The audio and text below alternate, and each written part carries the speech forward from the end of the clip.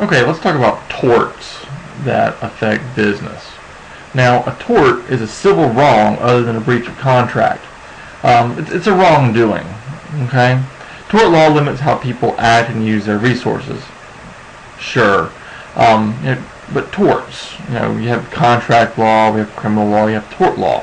Tort law is any wrongdoing. It's going to be your batteries, your assaults on the civil side, by the way, negligence, trespass, all these different things.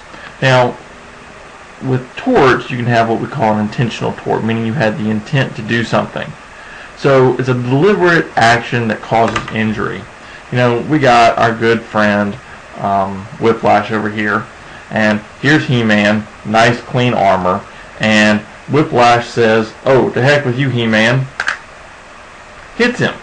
Okay, that's a tort. It's a battery, intentional, harmful, or offensive touching of another human being. Okay, well, it's He-Man. Was he hurt? Well, look at his armor. Look, it's all damaged and stuff. Look, do it again. There we go. And look, it's hurt again. All right. So, deliberate action is desire to bring about certain results or results substantially likely, to commit some harm. Okay. Now, whenever Whiplash balled up his fist, clearly right there, you see that? Reached back and bam, hit He-Man. He had the intent, the deliberate action to cause the destruction of He-Man. Okay?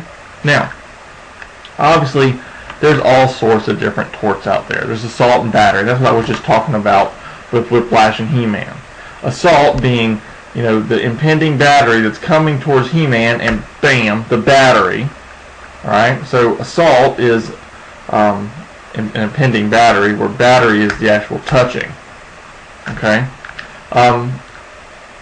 Infliction of mental distress, and folks, this has got to be pretty extreme. Certainly, yelling at someone, it's got to be fairly extreme. It seems like I read a case where a person, put up a bullhorn in front of someone's yard and called them, nasty names, and that was enough for intentional infliction of emotional distress, or mental distress in this case. Invasion of privacy, coming in and messing with someone's private life. False imprisonment, causing someone to not be able to leave an area. It's not necessarily kidnapping, but it's it's holding someone so they can't leave. Trespass, just like what you see, is going onto someone else's property. Conversion, still similar to stealing. Defamation, you're a bad guy. Okay, Whiplash says you're a bad guy. Defamation. Well, that's not true, and He-Man loses credibility. Fraud. I'll sell you this 1963 Corvette Splitback. It ends up being a Ford Pinto. Okay. Business torts. Certainly, there's a lot of business torts out there that you'll deal with in the business world. Injurious falsehood or trade disparagement. Lying about a product. Intentional interference with a contractual relations. Tortious third-party interference with a contract. This has to do with, let's get a couple of people out for this one.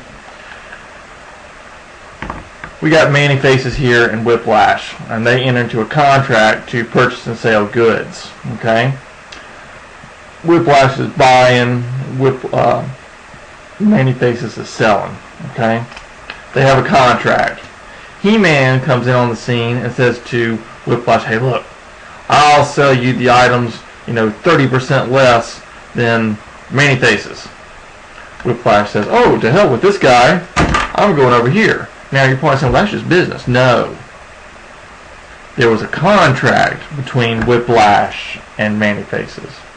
Since there was a contract, and He-Man clearly knew about it, he has interfered with this contract and caused Man-E-Faces to lose his contract, and thereby causing damages to Man-E-Faces. Okay? Then there's negligence. And negligence is probably the biggest area of tort law. An unreasonable behavior that causes injury. 4 elements: duty, breach of duty, causation, and damages. Duty. generally speaking, we all have a duty to act as reasonable, prudent persons. If you're not acting as a reasonable, prudent person, then you are in breach of that duty. Okay? If the action that you take, when you're breaching a duty, causes damages to someone else, then you're negligent. Okay? And the key word with negligence is causation. Whiplash is walking along, doing his thing, and he trips and falls. Okay? He trips and falls because he was drinking a beer. Okay, whatever. Falls over. He falls over, knocks over this cell phone case, which hits this stapler, which then turns around and hurts the cute and fuzzy bunny.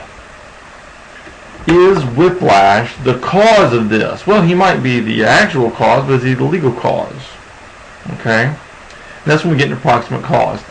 Injury, in fact, not sufficient. Right? You're going to have proximate cause, which is also the legal cause. Was the injury foreseeable? Certainly him walking around, drinking a beer, suddenly falling, knocking over the cell phone case, knocking over the stapler that turns around and hits the cute fuzzy bunny in the head. Okay?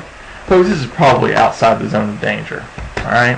As such, whiplash is not going to be found, arguably, to be the cause of the cute and fuzzy bunny's problems. Okay? It's one of those things that is just so far out there.